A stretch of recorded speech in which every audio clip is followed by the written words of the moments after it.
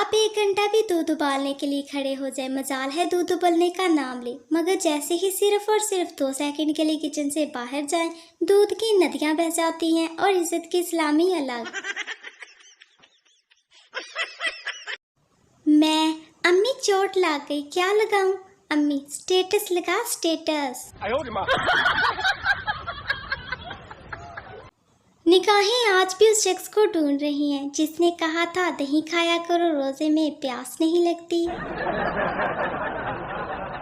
लोग मेरी पोस्ट ऐसे इग्नोर करते हैं जैसे इनका ब्रेकअप मैंने ही करवाया हो। कवारे ही मरोगे, देख लेना। No no no no. मत पूछो मेरी सादगी का आलम, बिरयानी भी बनाओ तो खिचड़ी बन जाती है।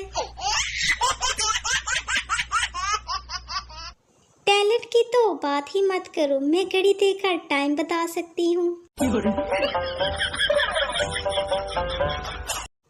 मुझे आज तक वो इशारा नहीं मिला जो अक्लमंद के लिए काफी होता है। क्या आपको मिला है? कमेंट सेक्शन में जरूर बताएं।